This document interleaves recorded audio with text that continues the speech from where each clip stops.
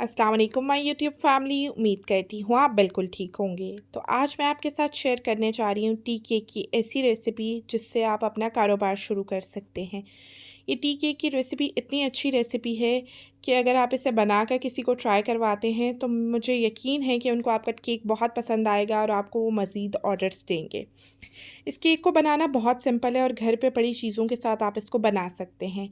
आपको मैं ये केक बनाना सिखाऊंगी पतीले के अंदर। किसी ओवन की ज़रूरत नहीं है और किसी भी ऐसी चीज़ की ज़रूरत नहीं है जिसके ऊपर आपका शुरू में बहुत ज़्यादा ख़र्चा हो। तो इस केक को मैं बनाते हुए तकरीबन मुझे 10 साल हो चुके हैं और ये मेरी बहुत अच्छी रेसिपी है जो मैं आपके साथ शेयर करूँगी, जो कि प्रोफ़ेशनल्स अपने किचन में इस्तेमाल करते हैं। सबसे पहले हमें एक बाउल चाहिए होगा और बाउल के अंदर हम डाल लेंगे 4 अंडे। ये मैं केक बना रही हूँ, तकरीबन ये 2 बड़े केक बन के तैयार होंगे। और अगर आपको कमर्शियली बनाना है और किसी के लिए बनाना है तो आपको 1 या 2 पाउंड का केक बनाना है। उसकी एग्जैक्ट रेसिपी और उसकी मेजरमेंट्स मैं आपके साथ शेयर कर दूँगी अगर आप लोग चाहते हैं तो।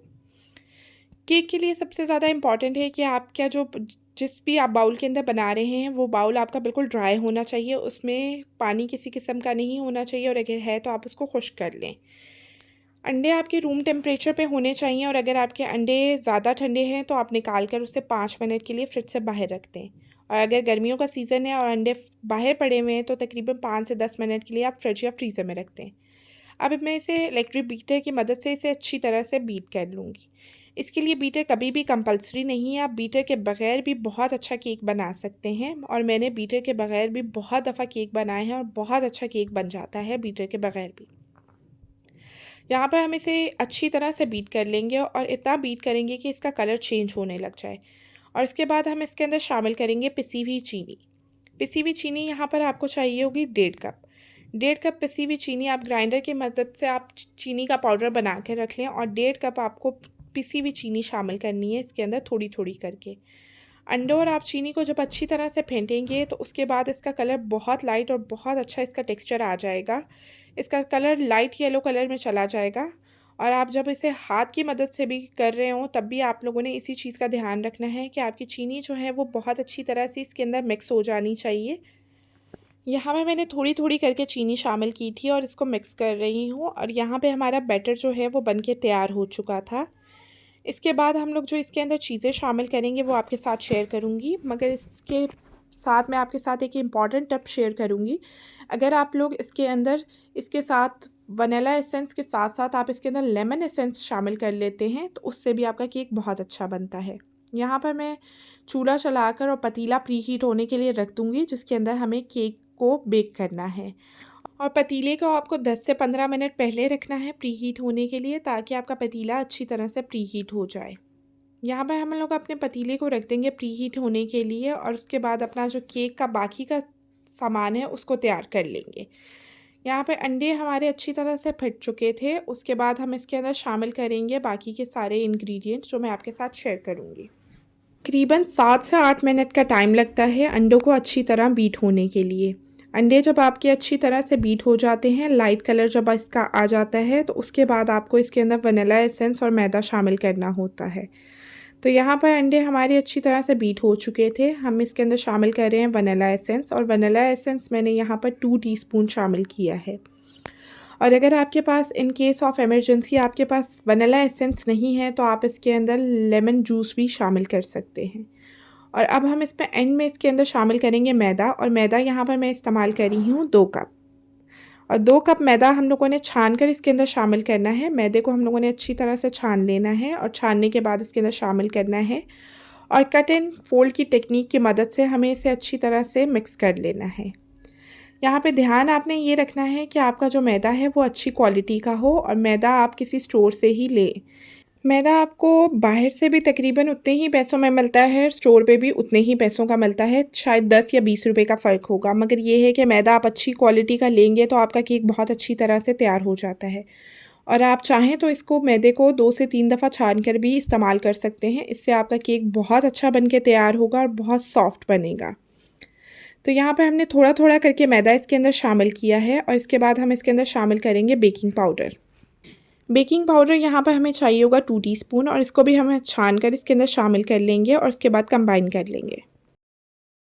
और बहुत ज़्यादा लोगों की कंप्लेन ये होती है कि हमारा केक अच्छी तरह से राइज़ नहीं होता और वो अच्छी तरह से बेक नहीं होता। तो सबसे बड़ी इसकी रीज़न ये होती है कि जो आप बेकिंग पाउडर इस्तेमाल कर रहे हैं, या तो वो बेकिंग पाउडर अच्छी क्वालिटी का नहीं है, या फिर आपने उसे खुला रखा है तो वो उस तरह का रहा नहीं है। आप जब भी बेकिंग पाउडर लेके आएँ, किसी काँच के कंटेनर के अंदर या फिर किसी प्लास्टिक के एयर टाइट कंटेनर के अंदर उसको डाल कर रखें, तो आपका केक बहुत अच्छी तरह से राइज़ होगा। और बेकिंग पाउडर आपका जो एक्सपायरी डेट है उसको ज़रूर देख लिया करें, और उसको देखने के बाद उसकी जो चिट है उसे काट कर आप अपनी बेकिंग पाउडर की डब्बी के ऊपर लगा लें। इससे आपका केक बहुत अच्छी तरह से राइज़ होगा। यहाँ पर हम लोगों ने एक पैन ले लिया है। जो इसका सीक्रेट इंग्रेडिएंट है वो अब हम इसके अंदर शामिल करेंगे, जो लोग नहीं बताते हैं। यहाँ पर हम लोगों ने 1 कप दूध लिया है। घर पे जो नॉर्मल दूध इस्तेमाल होता है वही दूध हम लोगों ने लिया है। आप चाहें तो टेट्रा पैक भी ले सकते हैं। और इसके अलावा आप इसके अंदर हाफ़ कप जो है बटर शामिल करेंगे। बटर आप किसी भी किस्म का इस्तेमाल कर सकते हैं। अगर आप बाज़ार से बटर लेते हैं तो अनसॉल्टेड बटर आप लेंगे, और अगर आप घर का बना हुआ मक्खन इस्तेमाल कर रहे हैं तो उसके अंदर आप लोगों ने कोशिश ये करनी है आपका जो घर का मक्खन हो उसके अंदर पानी बिल्कुल भी ना हो, क्योंकि वाटर कंटेंट अगर आपका ज़्यादा हो जाएगा तो आपका केक बहुत अच्छी तरह से बेक नहीं हो पाएगा। मगर आप मक्खन किसी भी किस्म का इस्तेमाल कर सकते हैं इधर। और अगर आप लोग मक्खन भी नहीं इस्तेमाल करना चाहते तो आप इसकी जगह देसी घी भी इस्तेमाल कर सकते हैं। मगर अगर आप प्रॉपर बेकरी स्टाइल चाह रहे हैं तो इसमें बटर बहुत इम्पॉर्टेंट है। यहाँ पे हम लोगों ने बटर को थोड़ा-सा मेल्ट कर लिया है, और गुनगुना सा आपका दूध होगा तो वो आप इसके अंदर शामिल कर देंगे, और शामिल करने के बाद लास्ट में इसको आपको अच्छी तरह से मिक्स कर लेना है। बेशक बीटर की मदद से कर लें और बेशक आप स्पैचुला की मदद से कर लें। मैं यहाँ पर इसे बीटर की मदद से अच्छी तरह से मिक्स कर लूँगी। और मिक्स करने के बाद ये हमारा केक का बैटर तैयार हो गया है, और ये बहुत ईज़ी मेथड है आपका टी केक बनाने का, और कमर्शियल रेसिपी है। अगर आप अपने घर से आप सोच रहे हैं कि आप कोई बेकिंग का काम स्टार्ट करें, तो ये रेसिपी बहुत परफेक्ट रेसिपी है। अगर आप इसे अपने घर में बनाते हैं तो उम्मीद करती हूँ कि आपके सारे गेस्ट को ये रेसिपी बहुत पसंद आएगी।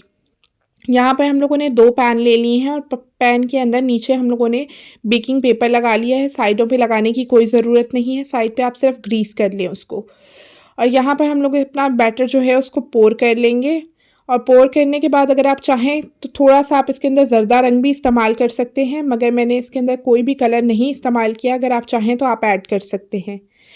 जब आप लोग अपना बैटर ऐड कर लेंगे उसके बाद आप इसको टैप लास्ट में हम इसको टैप करके इसके जितने भी एयर बबल्स हैं उनको रिमूव कर लेंगे। एक केक को मैं बेक करूँगी ओवन के अंदर, और दूसरे केक को मैं बेक करूँगी पतीले के अंदर।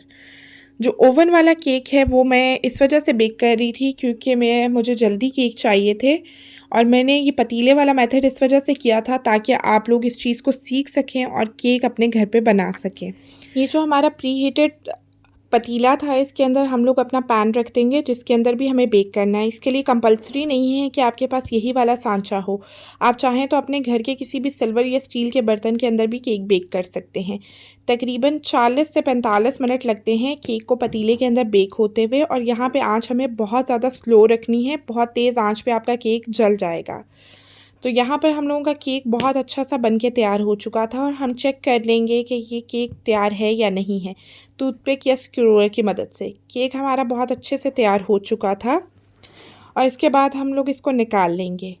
यहाँ पर आपको केक निकालने के बाद फ़ौरन से सर्व नहीं करना। आपको केक निकालने के बाद किसी भी क्लिंट या सीलिंग रैप के थ्रू आपको इसको रैप कर लेना है, और रैप करने के बाद इसे 2 घंटे के लिए छोड़ देना है। 1 से 2 घंटे के लिए आपको इसको छोड़ देना है, रेस्ट दे देनी है, ताकि आपका केक बहुत अच्छा सॉफ्ट सा बन जाए और इसकी जो अपर लेयर है वो बिल्कुल भी हार्ड ना हो।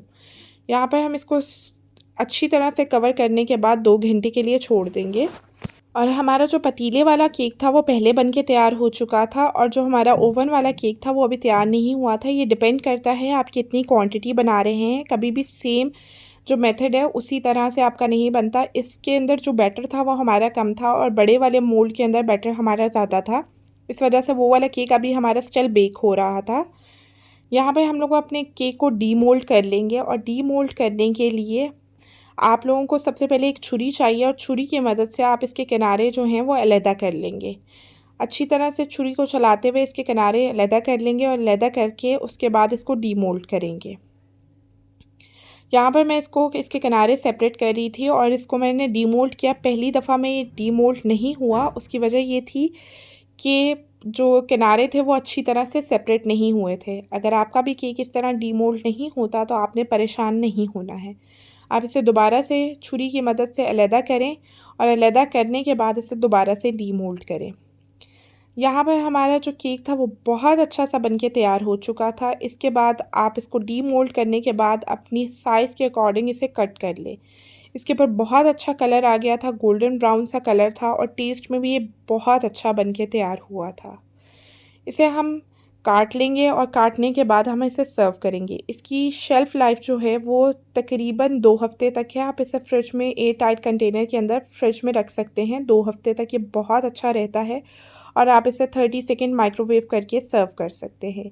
उम्मीद करती हूँ मेरी आज की रेसिपी आपको बहुत पसंद आई होगी और अगर आज की रेसिपी पसंद आई है तो मेरे चैनल को सब्सक्राइब कर लें और बेल आइकन के बटन को प्रेस कर लें। Thank you so much.